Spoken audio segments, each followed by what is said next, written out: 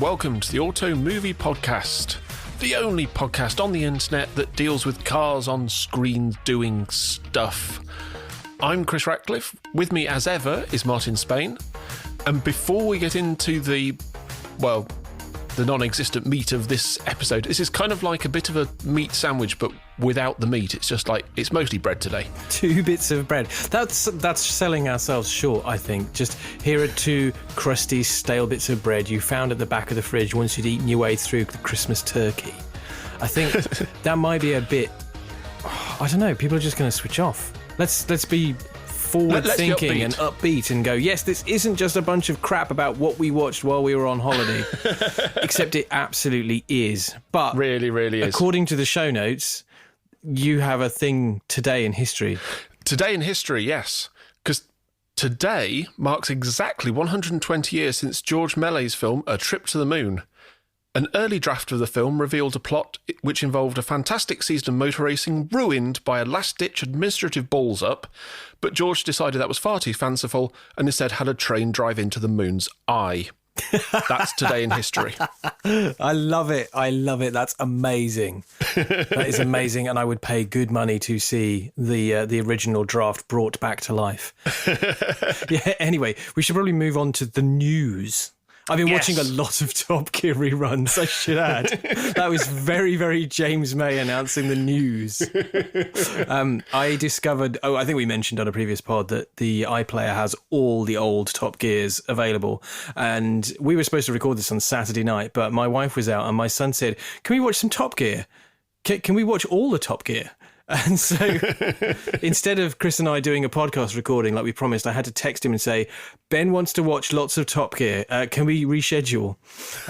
So, yeah, my son and I watched a ton of Top Gear reruns, especially like the racing ones. He loves the races, the Bugatti versus the plane. That went down really well. And then I dug out the LeBlanc-Harris Bugatti Chiron versus LeBlanc on a boat and in a limousine, and then in the Honda Jet, and then on a motorbike. That also went down very well. So anyway, let's do proper education. Let's do the news. What has been going on in film car land since we recorded just before Christmas? Well, let's start with some actual news, and that is Charlie Rose, one of our favourite video guys, videographers. He probably is. Who, along with, names escape me, used to Evo Car of the Year films. Sam Riley, really one of the top guys. I think he did a lot of stuff with Carfection with Henry Catchpole. Really great guy. Has been picked up by Top Gear as part of their video production crew. So, big congrats to Charlie. I think that's a huge move for him, and I think certainly a move in the right direction. It's sad that Carfection loses one of their top guys, but I presume they had a roster, and this may also open up the chance for people up and coming to get involved as well, which is always exciting. But yeah, I saw that this had happened, and Top Gear have got an extraordinary talented videographer, cinematographer, call them what you will, because I think he did an awful lot of not just the shooting, but the editing and everything else. And a good deal of the look of Carfection, I think, owes itself to Charlie Rose. So, yeah, it's interesting. We'll see what he goes on and does at Top Gear. What else has been going on? So we've also had Larry Chen has taken over the Hoonigan AutoFocus channel. If you don't know who Larry Chen is, we have mentioned him before. He's really one of the guys. You've almost certainly seen his photography. He does he did a lot of the Speed Hunter stuff. He did Formula Drift in the US, whatever it's called, Pikes Peak. There's a lot of IndyCar stuff as well. IndyCar, Nürburgring. He does behind-the-scenes stuff with, like, Vaughan Gittings Jr., etc., etc., etc. He has been doing... I think it's fair to say he's been doing photography content for Hoonigan, but doing, like, sort of behind-the-scenes videos and really showing what goes into his craft. But he made an announcement at the start of his latest video, and we've got to talk about the video in a second because it's brilliant, that Hoonigan is going in a different direction. And I think, as far as I understand, they're basically trying to get all of their content, rather than having a network of channels, there is a Hoonigan channel, and Larry's taken over the autofocus thing. It's completely now rebranded as him doing what he's always done before and with the people that he knows in the industry. So not a lot will change, but I think it's a great step for him. The video that he did this on the front of was, how do you pronounce that surname? Ryan Turek? Let's say Turk. Turk? Sorry, Ryan Turk. We're mispronouncing your name, but there's a video of a Judd V10 powered Formula Toyota Supra, which is about as awesome as it sounds. It's so if you probably know the 458 he did. No, it wasn't a 458, was it? It was a Toyota GT86 with the 458 engine sticking out through the bonnet. Yeah, that's the car that I went, oh, it's that guy. Yes. And he said that was a bit pokey and this one's all done properly. It's a V10 F1 engine that now powers, old Benettons and things of that era. Judd seem to be the people to go to if you've bought an F1 chassis or a car or spares package or something and you don't want the hideous amounts of money to run whatever factory engine was in it. You get a Judd one which has slightly more palatable service intervals and I presume spares costs. Well, and also you can actually send it to them and they'll rebuild it. Whereas I think if you've got an old Renault F1 engine lying around, you can't just nip down to your local dealer for a new set of valves or whatever. It's a huge specialist commission job. Anyway, let's move on, because while we've been away over Christmas, a whole lot of stuff has happened with Fast and the Furious. Yes, I know, we're talking about Fast and the Furious. It's unlike us, but... Can I make a confession before you get into this? No. Yes, go on. So, just to set the background, there has been a feud between Vin Diesel and Dwayne "The Rock" Johnson rolling on about whether or not Dwayne "The Rock" Johnson is going to return to the Fast and Furious franchise. And it's been on again, off again. Basically, it seems like Vin Diesel was a bit of a dick on set, and Dwayne Johnson's like, I don't need this franchise. I've got my own franchises. And then Vin Diesel wants to finish off Fast and Furious with the whole gang, all of the gang, back together, and that does include Hobbs, the character that Dwayne Johnson played. And I think Dwayne Johnson's like, nah, I don't want to. And Vin Diesel is getting increasingly desperate, trying to get him to come back. And I think this has kind of culminated in some Instagram post calling him out, which I have not read, and I haven't read any of the coverage around this, and I honestly don't give a fuck. I'm really struggling to care because Vin Diesel is by far and away the least interesting thing about the Fast and Furious franchise at this point. The first movie, he was magnetic. He was front and center in it. He was brilliant. But as the movies have got bigger and the cast has expanded, and especially since they've introduced somebody as charismatic as Han in there, I just don't care about Dominic Toretto.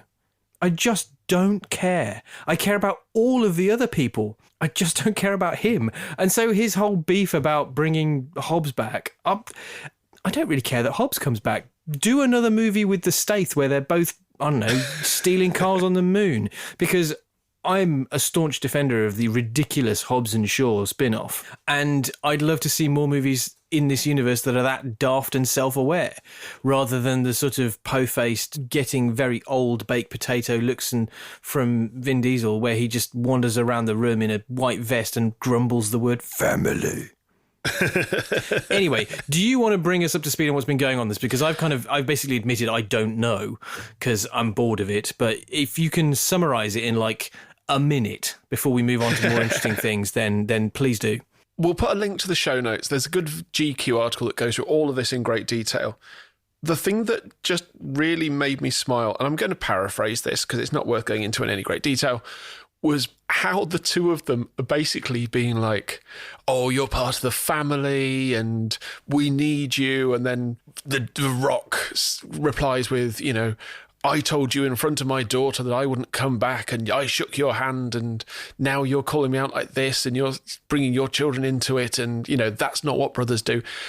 It's almost like they're having a feud in character, which, given the Rock's I can see that, yeah, kind of wrestling background, you always think like, is this a bit? Is this a bit? Is someone going to get hit over the head with a chair in a minute? Are they just talking smack? And I don't know. What is apparently happening. There is talk of Paul Walker coming back into Oh, that's a terrible Fast and idea. Furious I 10. cannot tell you what a terrible idea that is. I know that bringing actors back to life through the medium of extraordinarily realistic CG is now possible. It's still uncanny valley. Yes. But it is possible to bring somebody back. I mean, good examples, Sean Young in Blade Runner 2049 is pretty good because it's not for very long, and the way that character looks is almost dreamlike anyway. Less successful examples, Grand Moff Tarkin in Rogue One? Christopher Lee's character. No, Peter Cushing's character. Oh, yes. If it was just a passing shot in the background, you'd go, holy cow, that's Peter Cushing. But the fact is, as soon as he starts talking, you go, wait, what's happening? What's happening? This is not right. That looks terrible.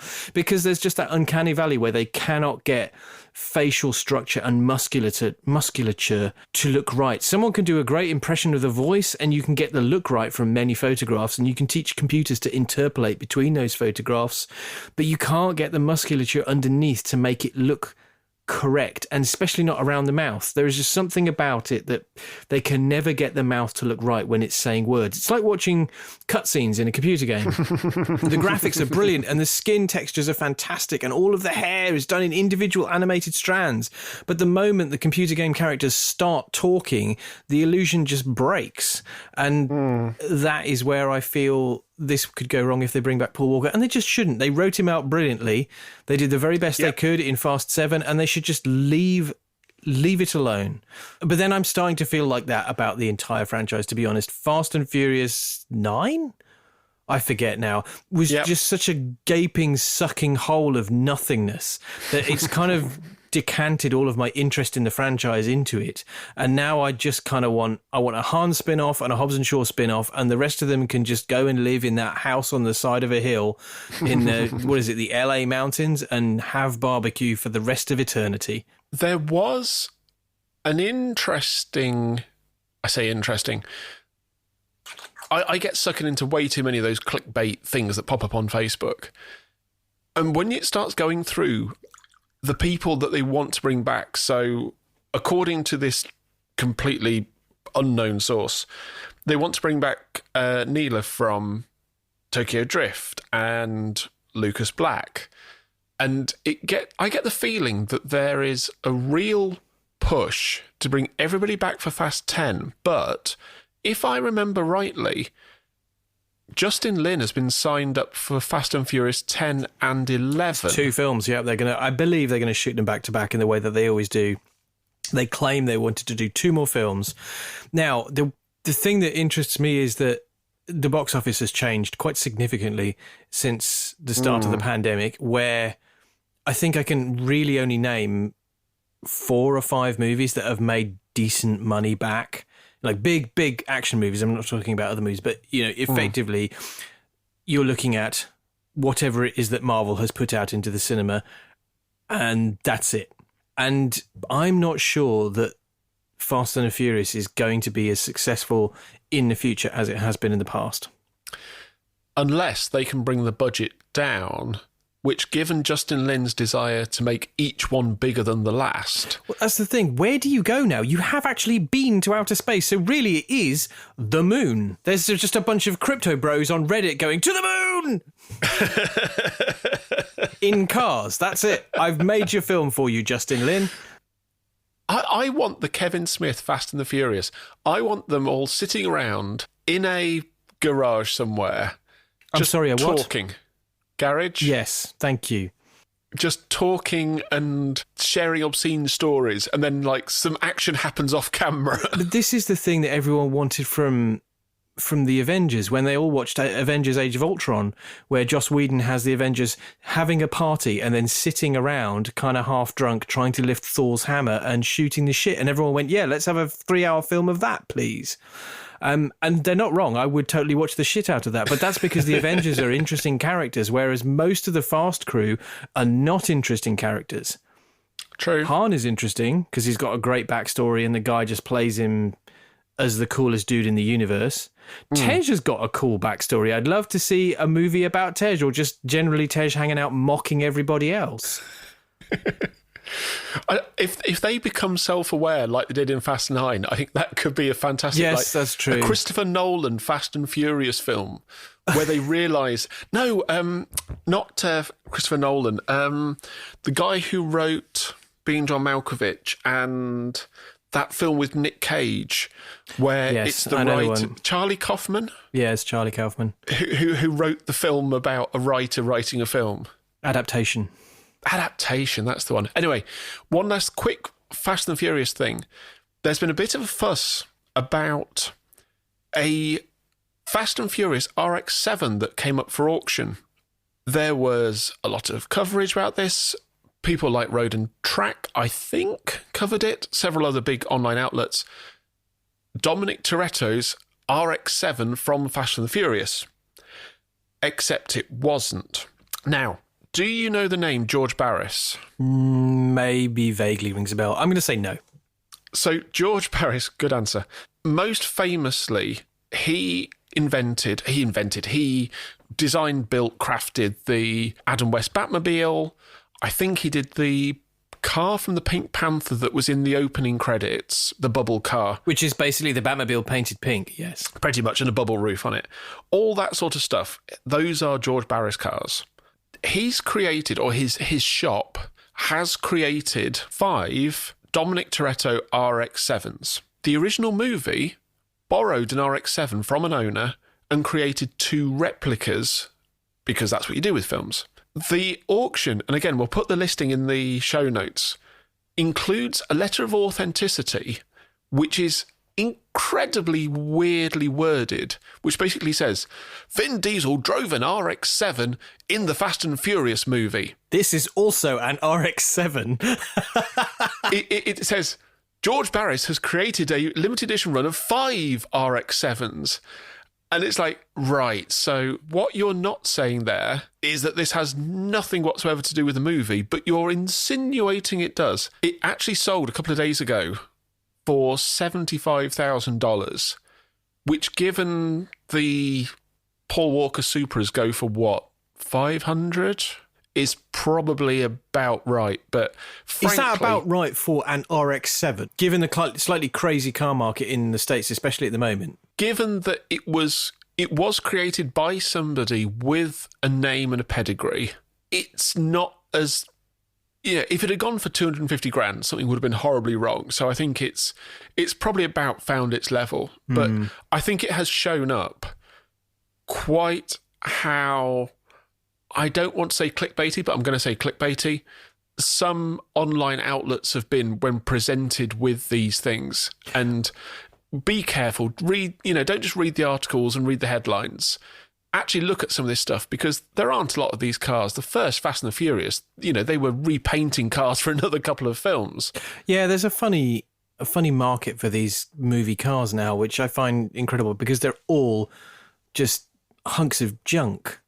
With a few exceptions, look at the Lamborghini that Tavares restored, that was a genuine Lamborghini with genuine parts and so on, but it came in such a state because it only has to look good on camera, and you can get away with an awful lot even if the camera is quite close to the car. And so when you see the state of some of the other cars that get bought, I mean, I think Tavares bought one of the cars from Need for Speed, one of the Lamborghini Sesto Elemento stunt cars. Oh God, and that was the Sesto Elemento originals. Awful. The interior is just all carbon everywhere, and this just looked like someone had got some carbon wallpaper and stuck it on everything in sight. And the steering wheel's got paddles on it that just look like they're made from balsa wood. And yet, I've watched that movie to my shame, and I didn't notice a thing of this stuff on camera, because they do just fool you, especially with shaky cam. Anyway, we should move on. One thing that did come up during the Christmas break is a story that Brad Pitt is set to make a movie about Formula One, which I read the story and then immediately texted you to say, so Brad Pitt wants to remake Driven. It really is. Do you want to pray-see the plot quote unquote, in as much as the details have been released. I haven't actually. I'd have to go back. As far as I can remember, it is an old Formula One driver is brought out of retirement by a team owner to help a young charger on his way up the Formula One ladder, something along those lines. So basically, you've got the Sylvester Stallone character is going to be Brad Pitt, and then the young character who, I forget the name of the actor that plays him, the Jimmy Bly guy, rookie sensation Jimmy Bly. That guy is going to be whoever the young star is, and they're just going to do that, which in a world where Formula One has just had the most Hollywood couldn't believe it if you wrote it ending for the 2021 season alongside a whole other bunch of stuff, is that the best you can do? Why don't you make a movie of the 2009 season with Brawn? Yeah. Why don't you make a movie about, Lewis Hamilton coming into the sport? You have a young, doesn't even have to be a coloured racing driver, a woman, do something slightly more original than old man comes in to help young driver stop being a wanker, which is what we're talking about, really. I mean, Brad Pitt has a good history of producing interesting movies. One of the podcasts that I listen to regularly is the Film Stories podcast, where we've ripped off shamelessly. And this week's episode covers Moneyball, which is a film that Brad Pitt produced and brought to the screen. It's based on a Michael Lewis book. It's a great book. It's a great film. And, he has taste. He has a track record of bringing interesting movies to the screen. So this could be good. But the Précis sounds like Driven. And although I did once go to bat for Driven, it's god-awful shite. So let's see how this develops. And finally in the news, before we move on, Drivetribe, the social site set up by Hammond, Clarkson and May, amongst others, to do written and video content like 5 years ago. It was kind of at the same time they set up the Grand Tour, is being closed or has closed now. With like virtually no notice. They went, we've run out of money, sorry, and then turned everything off. Just to be clear, because I saw a few comments online, being our website correspondent, how much it costs to keep stuff like that running. I do. I interviewed one of the guys that built the first iteration of Drivetribe for a role at the company where I work during my day job. And the guy was unbelievably smart. He should have been interviewing me, not the other way around. They had incredible tech and they did a load of incredible stuff, all of which was just totally pointless for the kind of site they had. I think they spent an enormous amount of money on people, on headcount, on building this new thing. And they didn't actually have a business plan as to how it was going to make money. And so it never did. And that was before they started spending money on journalists and writers. Yeah. So, yes, it costs a lot of money to keep something like this running with the kind of uptime and availability that you want for something that high profile, although I don't know what their traffic might have been. And also it's not something that once it's there, you can't just leave it as this testament to the past. It has to be maintained and it has to be kept running, and that all comes at a cost. Yeah, and to be fair, I kind of stopped going to the Drivetribe site the moment they sacked all the editorial talent. When Henry and Jethro both made the leap, I was like, aha, I can see it. Like sort of slightly more modern take on the kind of thing that people have been trying to do for decades now. Drivers Republic tried it and so on and so on. And then I think New Broom management came in and went, no, they all cost too much, got rid of them, but then also didn't have a plan as to how he was going to make money either. So it is a shame that, some of the young writers that cut their teeth writing for Drivetribe have, I presume, lost the work they did. You have to actually go in and save it yourselves. But they did have a reasonably successful video channel on YouTube, and that is being handed over to Richard Hammond, who is going to use it to keep updates of, I think, his Hammond's Garage TV show and other projects and so on. And Hammond has promised that Clarkson and may show up at some point in some of the videos. I think the Drivetribe channel is at about 2.2 million subs at the moment. Which is not to be sniffed at. That's a lot of people. No. And the Food Tribe channel is, as we speak, is 377,000. And the guy who presents Drivetribe, whose name I've now forgotten, watching some of the behind-the-scenes stuff, it seems like it's basically a small team who run both channels, clearly making AdSense revenue, plus all the usual stuff we see from car YouTubers, where people put on things or they go and visit people, they go and do sponsored content or whatever. So there's clearly a path there to actually make money. One thing that I thought was interesting was when they announced this on their YouTube channel, Richard Hammond said that he didn't yet have a Series 2 commissioned for Hammond's Workshop from Discovery Plus. And I wonder how much that enterprise is dependent on having an outlet like, you know, like the old Gas Monkey Garage thing where, it, you know, or American Chopper, where it's like the TV show actually is a promotional tool for the business. When the TV show goes away, the business returns to its pre-TV show levels or dies. Yes, pretty much. So it'll be interesting to see if they do that. But I think it's interesting that they've kind of kept the one bit of the business that was obviously making money versus its production costs. So yeah, good luck to them. I think it won't be easy, but I think if they can pare it back and just focus on those two, they've got something viable there, which is good. Let's move on now, because we're not going to do our usual reviews. We're going to do what we've been watching over Christmas. And I think YouTube is going to be a fairly big chunk of this. However, before we start with that, what should we talk about that was on since our last episode? Well, there's a whole load of things. I think we recorded, beginning of December? We were going to try and squeeze another show in, but didn't manage to get around to it because of being full of turkey and stuff. And, you know, the kind of grey area between Christmas and New Year where you've no idea what date or time or, you know, day it is. And all you know is that there's some cheese in the fridge that stinks, but you can't find it. And you don't know what to do with all the leftover turkey. Or maybe that's just me. There's a bunch of stuff that came out. The Grand Tour Presents Carnage à Trois was out, I guess, towards just before Christmas, and feels very much like a bunch of ideas that would have gone well in a later Top Gear series, much like they did with. It's basically an extended gag on the Peugeot's chunk they did for Top Gear, where they talked about the history of Peugeot, where Peugeot were an incredibly successful manufacturer and very clever and very innovative, and they did a bunch of really great cars, you know, the beloved 205 GTI, the 106 Rally, the 306 Rally, the 406 MI16. I hope I'm saying that right. Sorry if I haven't, Darren.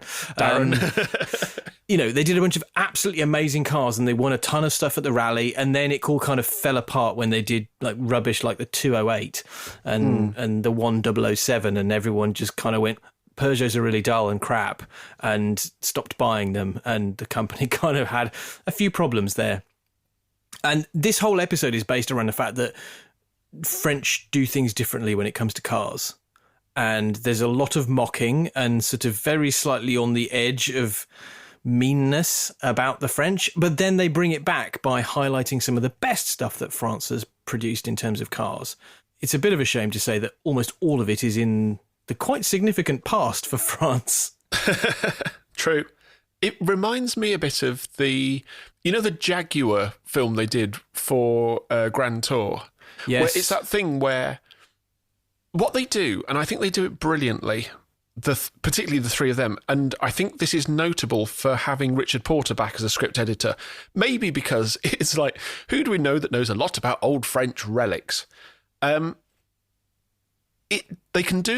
have the ability to make fun of something, but in an inclusive way, so you are in on the gag. And this was the thing about the Jag episode, was it was done with affection. It wasn't done necessarily with malice, but you were in on it. They were having a joke with you. And I think it had that real sort of sense of like, we're being silly, we're being absurd. We're talking about things in it's all hyperbole and it is all just very silly, but we know that it's being silly, and you know that we're being silly. And there's stuff in there. So, where there's stuff in there, like they do a review of a Renault Megane as though the French had done it, and every time that they're eating, do you know what Autolan, or I'm going to pronounce all this wrong, do you know what Autolan is? No. Did you notice the bits where James May, every time they were eating, was sat with a cloth over his head? Yes, did not understand that bit in the slightest. So there is a French delicacy where some small bird, possibly a small quail, something of that family, are essentially drowned in Armagnac, and you then eat this whole plump young bird, bones and all. But the only way that you can kind of eat it is by putting the cloth over your head to sort of hide you from God as you eat it. It was proper, like just the depth of it, stuff like that. Like that review that had, instead of unfilmed Monsieur Wilman, every time they said they had man written everywhere, they changed it to Hom. So like down the side of one of the cars when they were doing the rallycross was Rothholm's Racing. And it was just... I tell you what, this felt very much to me like it had been like stuff from the cutting room floor from 3 series ago. They'd just gone, well, we have to do something. Let's just do this. In that, they brought Richard Porter back. They've got Abby back driving a rally car when they did that big race around Liddon Hill. Is it Liddon Hill? Rallycross course. Either way, it didn't feel like all their other specials because they got more of the extended Grand Tour universe back. The reaction to this was kind of predictable from a bunch of people who were just like, I watched it and it was rubbish, waste of all my time, can't believe it, worst thing ever. And I have to admit, I had quite a good time watching it. It was exactly what I expected. I'm never going to expect the kind of brilliance and stuff you haven't seen before that they did in the early to mid Top Gear run, because I genuinely think that kind of TV is not possible now. I think we're all too jaded and cynical, and we've seen a lot of it before. And they're getting on a bit, and some stuff is not possible anymore. But I did enjoy it. And okay, I'm paying £70-something a year for my Prime subscription, but I get other benefits from that. Like I can order, new vitamin C tablets and they'll arrive tomorrow with Prime, which worries me at how wasteful that is. But there you go. I didn't pay for this, is what I'm getting at. It was free in my Amazon Prime thing on Friday the 17th of December. So I was quite happy about that, and I watched it and I had a few chuckles, and that's that, really. What other stuff did we watch? Well, before we move on, so one thing, and we should have a corner called Citation Needed, where I read a thing and I've forgotten about it, where I read it. There may not be many more Grand Tour specials because, as we said before, the guys are all getting on. They're all either at, over or approaching 60. But one of the things that they said at the moment is it takes them 6 months to plan a foreign special. And at the moment, you cannot plan 6 months ahead to film a production that costs a lot of money. So I genuinely wonder if foreign travel doesn't soon open up again in a reliable way, are we going to see them just go, we're not going to bother? Are they going to start doing more stuff like this? Are they going to start kind of leaning back towards the old format? There's, like I say, this does kind of feel like a bit old to them. Or do we just get more Richard Hammond fixing classic cars and Jeremy Clarkson ploughing and tilling and all that sort of thing, and that's the end of it? So quite possibly. I think you're right. They've done an awful lot, and they may feel like they don't want to do any more. Age may be a thing. Other commitments to other programs may be a thing. I guess we'll wait and see. Anytime they produce anything new, I tend to treat it as like a bonus now, because we had 3 series of the Grand Tour plus a bunch of specials.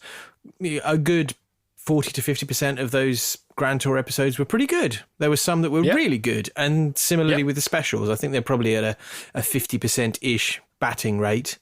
I don't really know how batting sports work. Sorry, sports fans. But, you know, they have many other things to do now, and it may well be that these are the last kind of things we get from them. There are loads of other places to get your automotive content, like Car Trek. Seamless work. That came to me as I was saying it. That was proper.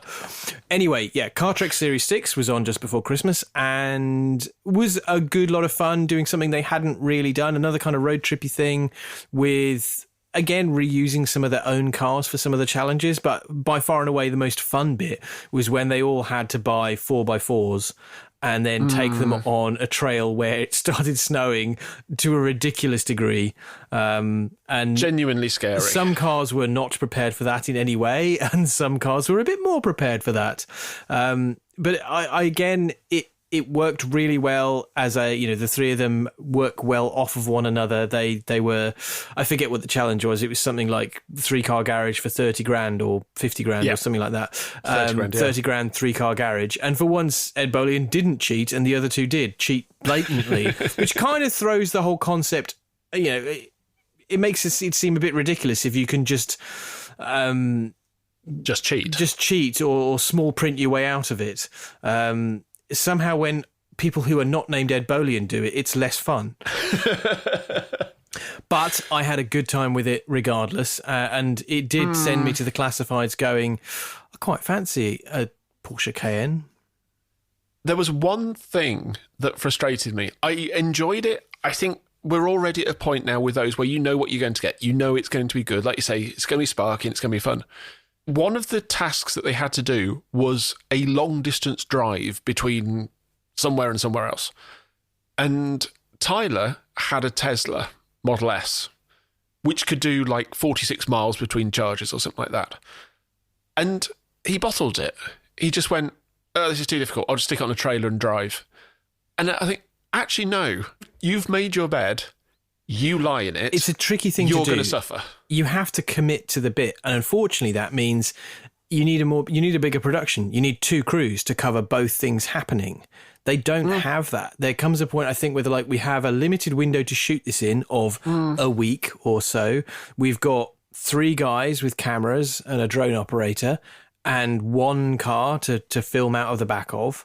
They don't have the resource that a Top Gear or a Grand Tour does to be able to handle when these things go wrong, to be able to go, okay, but we've already got the team covering what Tyler's doing and we can adjust on the fly. We've got loads of experience of this happening.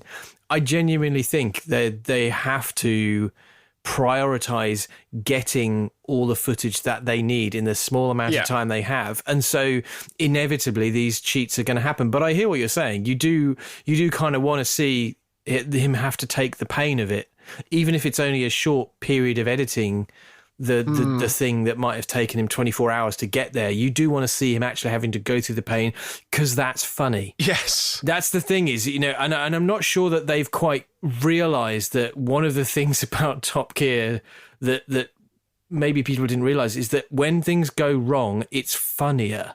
There's no point having, like as Clarkson once said, 3 reliable cars drive through southern France without incident.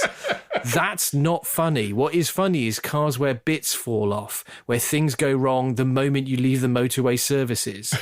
Or the Top Gear USA episode where they're driving on snow and the snow's melting. Yeah, basically, when shit happens, it gets funny. And that's something I think they haven't quite grasped yet. And some of that, I think, is also to do with the kind of challenges they're set, because they're sponsored by Auto Tempest, who are a company that provide listings for selling and buying cars.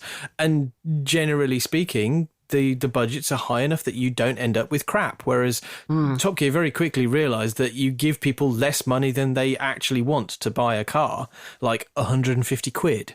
Or, you need something that's going to reliably provide you with material. And that's the one thing I would say that they're not running out of ideas, but I think they run the risk of making things too easy by following the way they have now, where someone uses a car out of their collection of cars, or they kind of cheat their way around rules, or they cheat their way around when breakdowns happen. If you watch, and I'm thinking Bugatti versus Plane, I'm thinking, was it the Ferrari 612 to a ski resort? Yes, Verbier. That is probably my favourite race. And because also it makes me want a 612 Scaglietti in the way that I want all mid-2000s V12 GT cars. Exactly. Or the GTR across Japan. They actually plan it so it's going to be really, really close. And they film it. They basically film it through, and all the pickup shots they then sort of do on the drive back to wherever they were going. But it has to be close, because if it's not close, you don't, that feeling where, and I think, was it, you pick any of those endings where they're like, where are they? Where are they? Are they here? Yeah, you can't fake that. I think it's Porter that says it in his book about the making of Top Gear, where they did the first one, which was the Aston Martin DB9 to Monaco, and Clarkson was there 2 hours before them and just got hammered on rosé. And by the time they turned up, he's half in the bag to do his closing piece to camera. And they learned from that and then made it, deliberately planned it to be closer. And there's that thing of, I think these shows, I think we're not being fair to Car Trek comparing them to Top Gear. It's because they give you that Top Gear challenges vibe really, really well. And they've done a fantastic job of achieving that on far more limited resources. So I do feel it's a bit mean to compare them to Top Gear, but it does kind of highlight the kinds of things you have to do if you want to aim for that kind of quality. There are certain things that Top Gear learned while they were shooting it that I think maybe these lessons are going to be shown in the next few car treks that come along. But we've talked about this for a long time. What else came out? Evo Car of the Year. Evo Car of the Year. Evo Brown Car of the Year. Sorry, I'm being really mean about things. No. We say these things, whether it's Car Trek, whether it's Evo, we say these things because we love this stuff primarily. We're not picking on the low guy here. This is stuff I have watched it. You have my like. View. I think I may have watched it twice now. But yes, you have my chunk of my YouTube Premium membership, which probably didn't go very far to each creator this month. No. So I have issues with this, and I think it's telling. I can't remember which year it was, but there was one year when Sam Riley did an amazing eCotY video, and it was glorious. The content that they're putting out now doesn't have a video person's name on it. And I have one big issue with this. I have an editorial issue and I have a technical issue, and it's the same issue that's appearing in the Evo Bedford car test lap record Steve Sutcliffe things as well, which is, technically, the grade on them is really weird. So, like the colorization, it's all, I think you said it's muddy brown and green. And a lot of it seems quite low contrast and muddy. And you've taken photos in Scotland. You know how fast the weather changes up there. And I have absolute sympathy with the idea of trying to shoot 12 cars over 3 or 4 days in every weather Scotland has to offer, inside the car, outside the car. You then import all of those clips into DaVinci or Final Cut or whatever it is, or Premiere, and you've then got to try and make them all look the same. And this is really struggling in that respect. There are shots that are underexposed, where the shadows have just crunched away to nothing. There are some that are spot on, and the cars look amazing. The grey throughout the whole thing is muddy and is just brown. And it's not like is it Tony Scott or Ridley Scott, where everything is like golden hour? That was Tony Scott's thing. Everything was golden hour with, and if it was in the 80s, it would have a big tobacco grad over the top of it, the kind of your classic Top Gun and then latterly Days of Thunder type look. We've talked about this with the previous year's eCotY videos. I don't think the way that they present eCotY is engaging. eCotY works brilliantly on the page because you're put into the mind of the testers. You're taken on the journey alongside them, and you get their inner thoughts as they're trying to work out which car is best and what cars are good and what cars are bad. and it can jump about a bit, and it can be a bit idiosyncratic. Some of the more interesting ones have been the ones where there are like flights of fancy where people are ordering potatoes covered in butter, and there's lots of talk of the shit that gets talked over pints of beer while they're arguing about the ratings and so on. And honestly, I think that's what would make eCotY videos brilliant, and they're not like that. They're shot like car reviews. They're shot like 10 car reviews, one after the other, and then there's a summary at the end. And there is always a talking head of why everyone loves eCotY and why it's brilliant and so on and so on. Like if you're there, I'm sure it is. Yeah, I'm sure it's like brilliant. Like they're trying to tell you about eCotY, whereas I must admit, I don't know, maybe the people watching it are new to it, but I would imagine most of the people watching it know what eCotY is anyway. And there's a part of me that goes, this would be so much better, and I'm going to go back to Top Gear again because I'm a walking cliche. Do you remember them on the Isle of Man reviewing the BMW M6, the Aston Martin V8 Vantage, and the Porsche 997 Carrera 2S. In howling gale. Yeah. But that was a group test, effectively. Think of that as like a small eCotY, but it cut to them arguing about it in the bar. And then you go and do another challenge, and then they'd be arguing about it on the side of the road. The problem with these videos is it's one person talking at a time. To camera... or occasionally in voiceover. There's no feeling like you're there. This feels like it could have been shot on any number of grey, rainy October Saturday afternoons and then stitched together.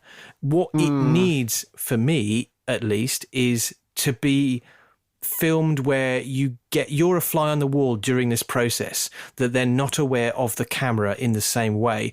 Piece to camera inside the car, absolutely. But outside the car, I want to see the decision-making process. I want to be taken inside what it is like to be on an eCotY.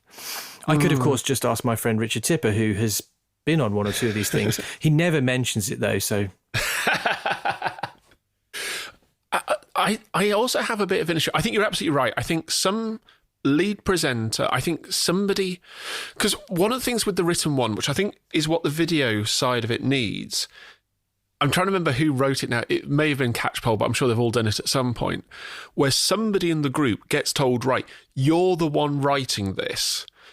And they have to gather everybody's feedback and opinions, but then they set the narrative. They actually give you that thread that goes all the way through, rather than just tell us what you think. What have you just driven? Tell us what you think.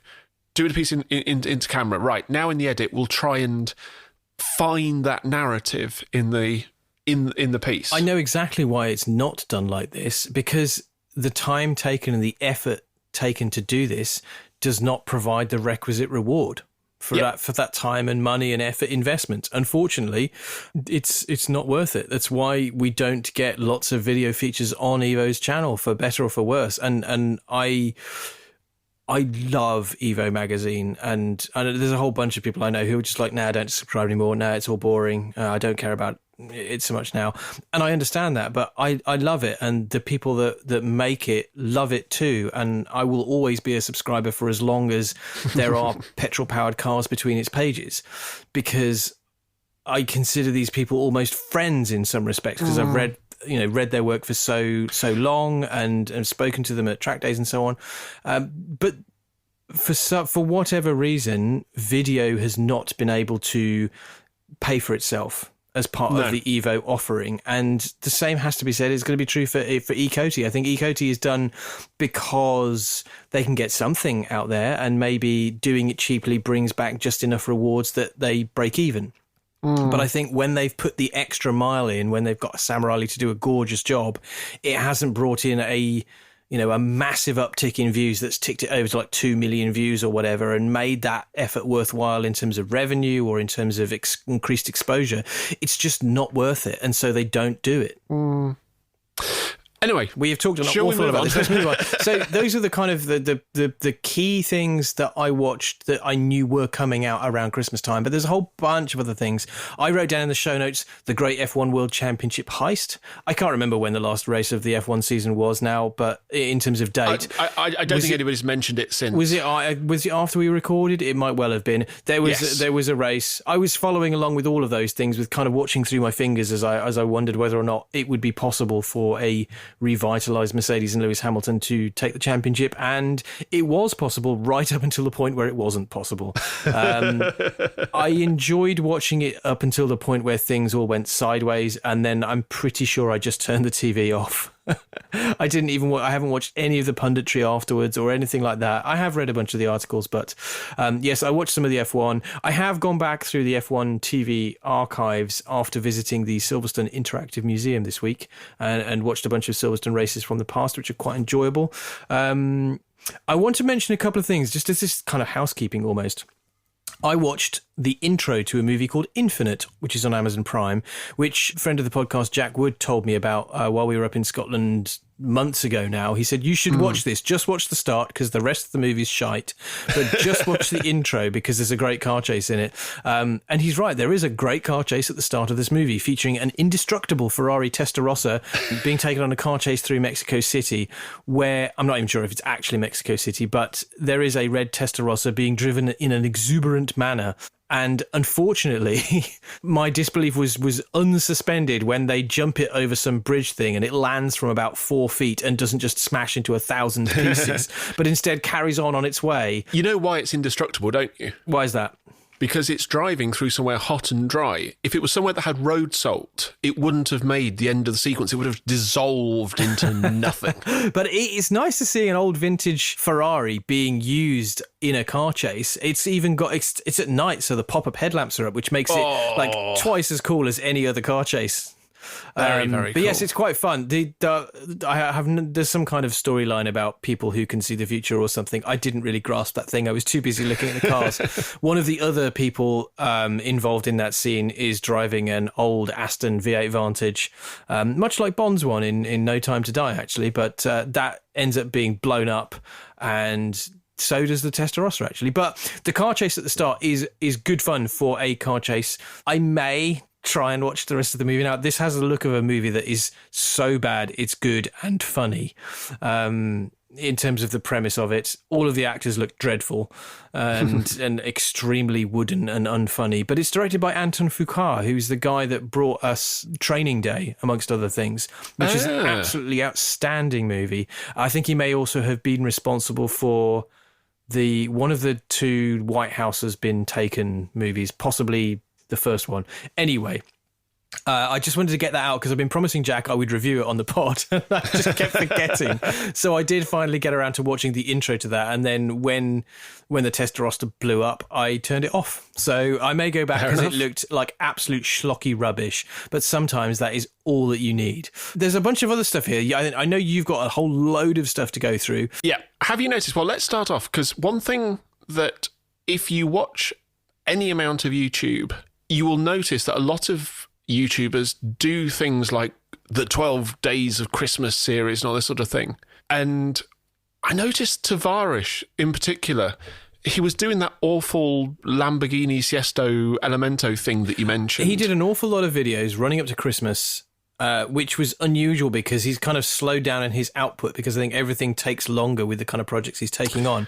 But there were an awful lot of sort of, here's the start of a series and you kind of get into it and then Christmas comes along and nothing happens because they rightly take some time off. But there was an awful lot of that going in December. Hoovie was also very prolific in the run up to December, and you are now to tell us there is a reason for this, which I didn't know. So there's two things to bear in mind.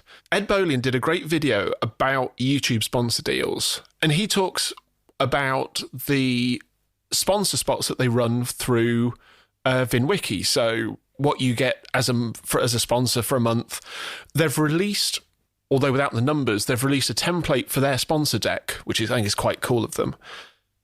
One thing that they kind of touched on, but I've learned about elsewhere, is AdSense revenue.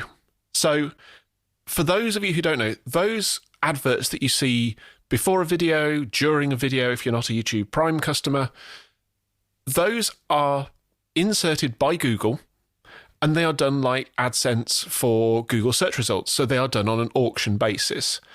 So if you ever see these articles, and there was one recently in the BBC where somebody goes, this YouTuber earned somewhere between $200,000 and $1 million. The reason that nobody knows how much any YouTuber gets paid is because nobody really knows what their ad revenues are. They don't know what their revenues are because all those ad spots are sold by auction. So if you are doing a YouTube channel on a subject which is very advertiser friendly, so maybe you're doing an investment channel, maybe you're doing luxury travel, you get more for those ad slots than somebody who's doing, I don't know, I'm trying to think of something like gardening or weaving or something, I don't know. Now, not only do you get more for those advert slots, but you get more at different times of the year. So in the run-up to Christmas, ad revenues all go up. So they have this thing called CPM, which is, is it clicks per 1,000? Anyway, whatever it is. Literally, pick a YouTuber. They do not know month to month how much ad revenue they're getting. They know roughly, but until that check arrives, they don't know what their rate is. They can see it on a dashboard. All the rates go up in the run-up to Christmas because all the advertising budgets go up. In January, all the ad revenue, all the ad rates, all plummet because all the budgets have been spent and not a lot of people buy in January. So what you will see in so many areas of YouTube, not just car YouTube, loads of videos through Christmas take January off. And you see it over and over and over again. And this is why. And once you know that, you start to see people who are doing, they will either do it as a series or they will suddenly just start chucking out this content. And you're like, hang on, you're just doing this to get the videos out, aren't you? Because it's frankly quite obvious. Go and watch Ed Bolin's video because it is very, very good. He's very honest about what they do, how they bring sponsor value outside of YouTube AdSense. And yeah, it's really interesting to see how big channels actually make money beyond just ad revenue, you know, the sponsor deals and all the other stuff that goes on. Moving on from that, did you see, actually, just going back to one of the things you said earlier, have we had a particularly good year for F1 team and, I was going to say FOM, not FOM, but like series coverage? It feels like people are up in their YouTube game this year.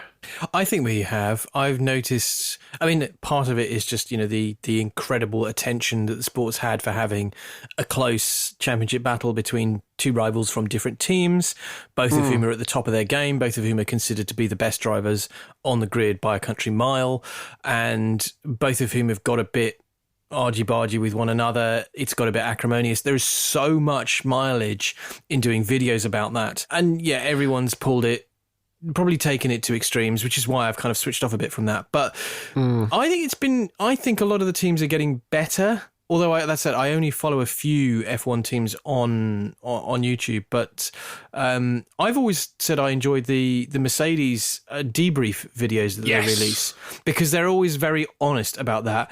I will admit, if there is one out there for Abu Dhabi, I haven't watched it. Whoever filmed that, if they did do one, then my goodness, you earned your paycheck that day because that must be incredibly painful to talk about. You know, I spotted Driver 61, who we featured on the channel, doing a very good look at whether or not things happened correctly in Abu Dhabi. And any of those videos for channels will do gangbusters in terms of viewer numbers because it's of the moment and it was a controversial finish to a season. I don't know if I've seen anything that's actually bowled me over for something new, but I'm going to bring it back to the thing in the notes. Was it Mercedes who posted Anthony Davidson's lap of lights lap? It was. So around Silverstone. So starting last year, I think, 2020, Silverstone clearly went, well, everyone else is doing these Christmas lights things. All of the stately homes do them now. Some of them good, some of them bad. Lots of vintage steam railways do them now. Also, some of them good, some of them bad. So what they do is when there's no racing going on during winter, they just get like a bunch of moving headlights and lasers, line the track with them, and you can pay 25 quid to come and drive a lap around Silverstone with lots and lots of shiny, flashy lights. So Anthony Davidson goes, can I borrow one of those Mercedes W05s, please? Pays his 25 quid and then goes around Silverstone at a frankly terrifying speed in the pitch dark with no headlamps. I watched this and you know what I thought? I thought F1 has missed a trick here, because if we learned anything from hyperdrive, it's that cars driving through lights in the dark looks awesome. So, yeah, there's no trackside camera. It's all on board. What they really needed was trackside cams to make to really sell this. But can you imagine? Forget like Singapore or Bahrain, where they line the track with 5,000, megawatt lanterns. What they should do is just line the track with like illuminated Santa Clauses and lasers. Line up 20 cars on the grid and say go. The race starts at 10 p.m, runs till midnight. Pitch black, somebody gets a laser in their eye and they miss their braking point or something. It would be fantastic. Only if we can have those drift challenges where they have to hit bins that have little lights on them or whatever it is, or they have a bit where they have to skate their car down two rails, or the what was the teeter-totter seesaw thing Let's called? Let's test their clutch control. Forward, no, back away, forward. Oh, God. Do you imagine Christian Horner doing that on the radio? Hi, it's DJ Horner here. Let's rock. There is a gentleman that I do not wish to hear coming back. Speaking of which, the Drive to Survive is going to be unwatchable for season 4. I'm going to get so cross because it's just going to be wall-to-wall Christian Horner peddling lies and hype and propaganda. And I guarantee you, Drive to Survive season 5 will have absolutely no Mercedes or Lewis Hamilton involvement. I would be willing to put a crisp £5 note on the fact that they will tell Netflix to get fucked. Speaking of F1 production, I saw a great video, which not from a channel that I follow, not from anybody that I've ever seen before, but it really caught me by surprise because it was a video by Tommy DeWitt, who did a video all about how F1 is filmed and the cameras that he used and the helicopters and the spec of the onboard cameras, all this sort of stuff. All very interesting. However, one thing that I learned is how they actually manage the live broadcast. So in the TV gallery, they have one team that follows the on-track action the whole time. That's all they do. Whole race, no matter what. They're just cutting from camera to camera, following cameras around the track. There's another team who just do replays. So they find stuff that's happened that wasn't shown. They line up clips for things that were shown. And then you've got a team that have the race feed. They have the replays. They have the pit cameras. They have the helicopters, all of this stuff. And they are the ones who kind of bring these three streams together. And there's a brilliant video that was partly used in this one by Tommy. It's an official F1 video, and it is capturing the moment at Hockenheim when Vettel went off in the Ferrari. Is that in the wet? Germany 2018? Yes. And it's an open mic in the gallery. Yeah, yes. This reminds me, everything old is new again. Jake Humphrey, when he was presenting F1 back in the day, 2010, 2011, even 2009, I think even, that was when the BBC got the rights back from ITV and happened to coincide with that Brawn year. But he, having come through the BBC system, having worked on somewhere like Blue Peter, I think, was where he cut his teeth, he was used to having a director in one ear talking him, giving him cues and so on, while he's talking to camera, which sounds like the most absurd thing, very, very difficult. But he, years and years and years ago, actually put up a video, I think maybe on the BBC's channel, which gave an example of not only what he was saying, but also the feed to his in-ear monitors, so that you got a sense of how he's responding to what the director is telling him in his ears. And it blew my mind because I play drums and other musical instruments. I can sing and move 4 limbs in relative time and so on, but I could not work out how to split my attention between what was coming in the ear there and saying something without appearing like you slowing down to just listen to what the man is saying. That was astonishing. This felt like that cubed. This is, I don't know how many people it was. It sounded like probably, I would guess, 9 men, all in a production gallery, all trying to tell each other what they've got lined up, what's going on, what we're going to follow, what's happened that we haven't seen, what's happening that we're not seeing, what's about to happen, all at the same time, all talking over each other, all working together.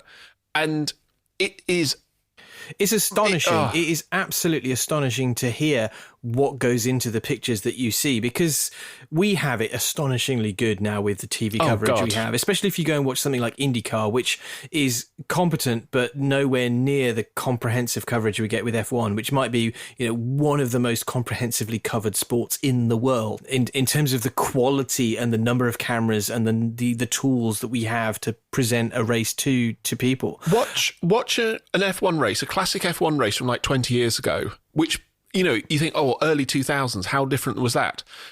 They don't have anywhere near the amount of graphics, of onboard cameras, of anything. The ability to pick up a replay, the ability for them to send it to a commercial right at the point where Michael Schumacher's going to overtake Fernando Alonso. Still salty. Still salty. This is an amazing video. And this is, 4 years old now?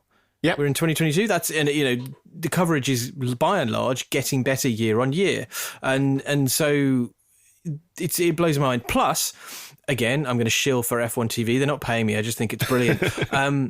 Go back and watch Germany 2018 because it's an amazing race. Oh, yes. It is an amazing race. And it's another one of those ones for all the haters that are like, Lewis Hamilton's only got these titles because he's the best car, blah, blah, blah, blah, blah, blah, blah. And he starts at the front all the time. Go and see what he did there compared to everybody else. It's astonishing. Anyway, let's move on. You've got something about DeLoreans again, haven't you? Well, before we get to that, let's go from one of the loudest, shoutiest videos to one of the most quiet, because I watched this over Christmas and it made me laugh. Jimmy Broadbent, who does all sorts of sim racing and driving stuff, and fair play to the guy. If you ever look at his channel, it's not just, here's me racing again, here's me racing again, here's me racing again. He will go and seek out these weird little things. And he was driving the Nürburgring Nordschleife in Assetto Corsa and I'm going to get the name of it wrong now, but the first like Daimler-Benz production car that it was like a bench mounted over 3 wheels with like a rotary engine. I know the one. I've seen it at the Bewley Motor Museum. Yes. It's so somebody's created this mod for Assetto Corsa with this car with 3/4 horsepower and a man sat atop it in a top hat and a waistcoat with an amazing moustache. And the car can do 14 kilometres an hour. That's flat out. So what he basically does is he'll get up to 14 kilometres an hour, and if he's going downhill, you knock it into neutral, and this thing will just pick up speed. So from like Sabine Schmidt corner all the way down to like before Flugplatz, you're just picking up speed all the way through Hatzenbach. And then you get to an incline, and it's got 3/4 horsepower. And it's not even one. No. And what's brilliant is that, spoiler alert, it can't get up some of these hills. It can't just go straight up. So it's worth watching. One, because like in your head, you're sort of thinking ahead. Two, Jimmy is basically going insane. And when he gets bored, like going up Kesselchen for like 10 minutes, and he's just like, he's chatting to the marshals as he drives past. He's realising what bits of track are coming up. And it's oddly fun just to watch somebody just torture themselves over a whole lap of just weird choice. It's silly and it's fun. And if you get it, it will just... it will tickle you, and it tickled me, and I think God bless him for doing that. And I think he says at one point, it's like, oh God, if this hasn't recorded, I'm not doing it again. DeLoreans. So, don't worry. The Haggerty Foundation, which is not a name that I'd come across before, has this repository of documentaries that they seem to be making. Incredibly high-quality documentaries. They've just done one for the Countach. No, it was specifically about the Countach that was in Cannonball Run, the black one. I've seen that come up on. I think YouTube's tried to suggest me watching that a few times, and I've kind of gone, I will, but not now. So I've watched that. I've watched the DeLorean one. Both of them really high quality. Both of them are really interesting, expensively made films, and what both of them do, and I'll discuss the Back to the Future one. The Countach one kind of hits a lot of the same notes and is as thorough. So the DeLorean one, if you only watch one thing about DeLorean time machines, watch this video. It's basically... No. If you only watch one thing about DeLorean time machines, make that thing Back to the fucking Future. If you watch 4 things about DeLorean time machines, so rather than just saying, you know, this is why it was a DeLorean, this is why it wasn't a fridge, this is why they didn't drive into a nuclear test at the end of it. This basically goes... This is who John DeLorean was. This is how his career went. This is how he started a motor company. This is what happened to the motor company. This was the FBI sting. Then you get Back to the Future, and it's like, this is why they chose the DeLorean. This is why they didn't take a Mustang. This was how they made it. This was then what happened to the cars. Then we've got the fan cars.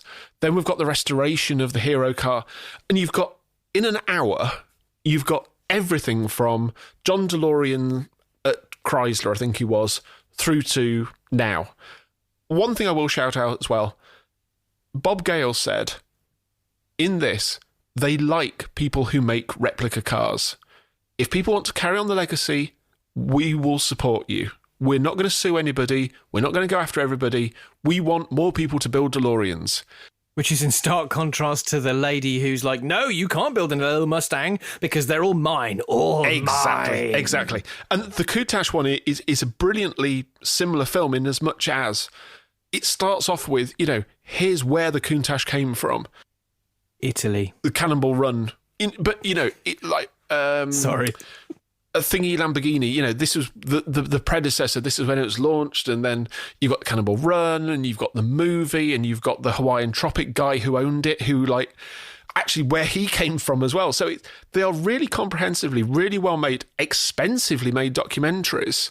I quite like the sound of that DeLorean one. I must admit, the Intercooler podcast episode on John DeLorean was interesting and, you know, gave me some facts I didn't know. And so this sounds like a visual version of that. Which I could be on board with, to be honest. But yes, if you watch one thing about DeLoreans, make it Back to the Future. Not a documentary about Back to the Future, just watch the movie, because it's still brilliant. Anyway, that's enough about DeLoreans. We must not talk about DeLoreans or Fast and the Furious for like the next 5 podcasts. Maybe. Should we talk about what... should we go back onto our usual format as much as we have one this week? That's true. We've kind of taken a long time, as we tend to do these days. What's Henry Catchpole been doing since we last podded? He drove the BMW M5 CS. He also did a lot of content in the run up to Christmas, but I really enjoyed this look at the BMW M5, which is a car that surprised me in how it's been received. Well, yes, it's a 150 grand BMW M5 that has done quite well reviews-wise. Do I want one? No. But the thing about M5s is I never want the current one. I always want the one that is 1 or 2 generations back from the current one. Partly because, you look, say, 150 grand. If I'm buying a car for 150 grand, it's not going to be a fucking four-door saloon. It's going to be a mid-engine rocket ship. Come on. Or it's going to be a 60 grand. Or it's going to be a bunch of cars in a year's time.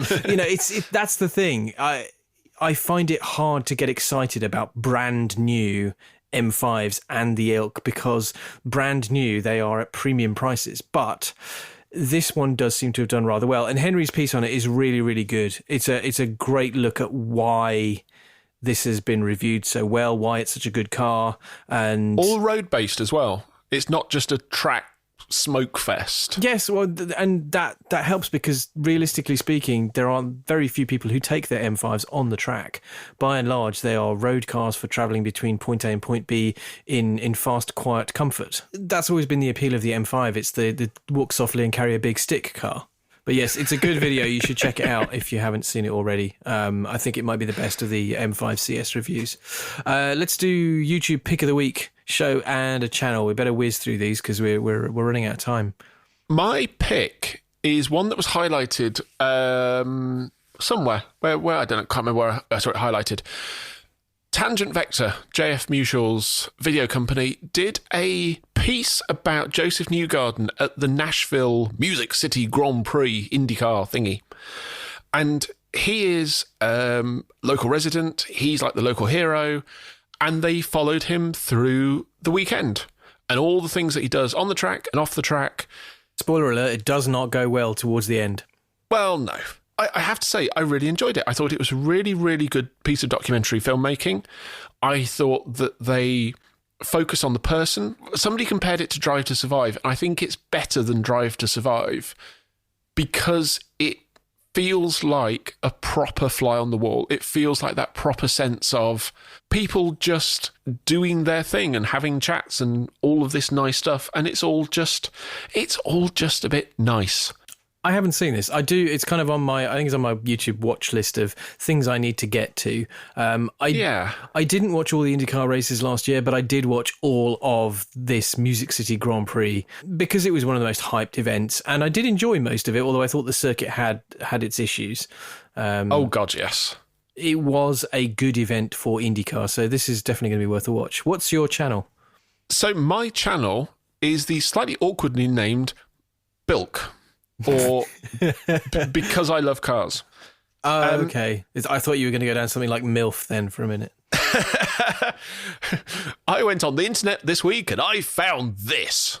Thanks to the algorithm. This is entirely an algorithm find. This is not something that I found independently. Ginetta are having a bit of a push at the moment. So the Ginetta Gt Academy car that we talked about in the last episode on Carfection, it turned up on Drivetribe. It's turned up on Jalopnik's channel, and there is a guy called Ed Akers who is racing one this year. And he has a YouTube channel, fairly new YouTube channel called Bilk, because I love cars. And it goes through what it takes to basically, start racing, choose the car, see the factory. He's got some projects that he's working on. He's done videos going round the, was it the supercar driver secret meet at Donington that Phil Morrison and other people went to? And he is sharing his passion. He's got a production company involved with it who are doing the filming, so it's not like, arm's length handheld vlogging. I think the channel's been going for about 6 months, and he's currently on 395 subscribers, which... We should be able to get him up to 396. Come on, listener. It's nice, actually, to see somebody quite so early in their YouTube career that is doing a lot of things right. I think there's still scope for improvement, but, we're now, nearly 50 episodes into this podcast, and there might still be room for improvement. I don't know what you're saying. This is frankly perfect. A tight 45 every time. I've never got anywhere near a 45-minute podcast. This one's going to be more than double, I suspect. Probably. But yeah, this is proper good enthusiast car content. When he recaps his races, I think some of his onboard footage and voiceover is really good. He is engaging to watch. I think he's going to be one to watch for the future. I think he has a future doing this if he wants to carry on. So yeah, Bilk, hashtag BILC. Bit of a mouthful, worth a watch. Marty, what are your picks and channels? So, as we've talked about, we watched an awful lot of stuff over Christmas, and I found myself, I can't remember how, but landing on a best motoring race again. Yay. Now, it wasn't even on the best motoring channel. I found this on some other guy's channel. I'm going to have to go and look up who the guy's, what the channel name is. But it's a guy called Jack Kello, who seems to have a lot of these best motoring like compilations on. Maybe they were on VHSs and he's copied them or something. But either way, I found myself watching a race between, get this, a Ferrari F50, a Ferrari F40, a Lamborghini Diablo, a 996 GT3, a R34 GTR, a 993 GT2, and a Ferrari F355 around Suzuka. How many times do you see those cars being brought in one place, let alone being absolutely rinsed around one of the greatest racing circuits on the planet? And when by I say Japanese maniacs. Absolutely wrung out. One of my favourite things about the best motoring videos, particularly the older ones, is the people they bring in to drive are not afraid of giving it all of the beans. They really push these cars in a way that you just never see now. I mean, partly because they're worth a lot more, and partly because I don't think the owners of the cars are comfortable allowing drivers to do that to them. Whereas, you know, this has an F50 which is being absolutely thrashed, really lent on in the corners, absolutely mashing the throttle the moment they can get, you know, all the grip to the rear wheels. It's amazing to see these cars driven this hard and raced this hard, because they are racing. I don't know how standard all of the cars are, particularly the two Ferraris, the F40 and the F50. The F50 seems astonishingly quick. Really, really quick. There is a car that is so criminally was at least so criminally underrated compared to the F40. I would have the F50 every day of the week and twice on Sundays compared to the F40. Of all that kind of mid-90s Ferrari Exotica, it was always the F50 for me. So this was kind of probably the reason why I ended up watching this video. But it's also fun to see how long a 993 GT2 can hold off an F50 by sheer dint of boost and, rear engine traction. And very, very talented people at the wheel. Yeah, absolutely. You know, there's the same names crop up again and again. So I'm going to put a link. There'll be a link in the show notes to this video. It's absolutely worth watching. It's like 19 minutes long. You may not want to watch the very start bit, but the race is worth watching all of the 6 laps around Suzuka, because you're never going to see these cars driven this hard ever. And my channel is the aforementioned Supercar Driver, which I missed it completely. I was tipped off by friend of the show, Chris Frew, who sent me a link to their recent piece featuring the E46 M3 CSL, the 996 GT3 RS, and the other car. I've forgotten the damn... What's Challenge Stradale? Yes, that's it. The Ferrari 360 Challenge Stradale. All in North Wales on what is now known as the Evo Triangle, all recorded with very good microphone sources so that you get all the differing but equally delicious exhaust notes of all of them. An interesting review. I'm not quite sure who Supercar Driver are as a channel. They're on like 180,000 subscribers, so they're not small, but their videos aren't doing like 180,000 views per video, I don't think. They are, as far as I can tell, essentially a club for people that own supercars, and they put on events and driving tours and all that sort of good stuff, so you can go and do supercar-y things with other supercar-y drivers. I mean, there's some good stuff on here that's got some decent... it's well made. It's very well made, and it's engagingly presented. The cars are all incredibly well chosen, and they seem to find the only times to film on the Evo Triangle where the police are not staking the place out. The last few times I've been there, it's been very disappointingly covered in the roses. But I I enjoyed this clip, particularly because it's three cars that are kind of from that generation of sports cars where there really was no compromise and there was not necessarily a marketing agenda as much as there was a racing agenda. And so there's something purer about these three cars than there is anything else. And the whole channel is full of a lot of those kind of similarly curated choices. So there's just, a Ferrari 355 GTS. The one that landed just today, the boring estate with the 6.2 litre V8 is the Mercedes-Benz C63 AMG. The W204 with the M156 engine that Jack used to rumble around in, making filthy downshift noises. Love those cars. So, it's absolutely in my wheelhouse for a bunch of these things. So I think there's a lot to love about the channel. You could go onto their page and find 3 or 4 things you'd want to watch straight away. It's really high quality stuff, actually. So if you haven't seen that video, and that particular one, the Class of 2003 mega test, has done the rounds, I think, on socials and so on. But if you haven't seen it, go and watch it, because the sound alone is amazing, and it'll make you wish for the time when these things weren't quite as astronomically expensive as they are now. 70 grand 996 GT3s and Challenge Stradalis. Yeah, CSLs that were 40 grand and not 80. Even less in some respects. But anyway, you can kind of live vicariously through the video. So definitely worth a subscribe, I'd say there. And that brings us to the end of this mammoth bumper catch-up show of the Automovie Podcast.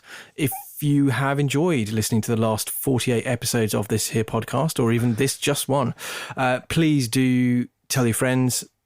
Subscribe to it on your podcast repository of choice, and if you feel so inclined, do leave a hugely positive review, please. No insulting 1-star reviews here, because it does help to reach more than one listener, and we do thank you, dear listener. And if you do have any films that we haven't covered, let us know, because we love to find stuff, whether it's good, whether it's super fast. We enjoy finding all this stuff out there, because there's so much that doesn't appear on all those lists you get in all those articles on all those websites, and that's what we're here for. Yes, so with that, we are going to let lapped cars pass, and then we're going to finish under the safety car. No, wait, we're not! We're going green flag racing now! Sorry, I'm choking on my Ardbeg. See you next week.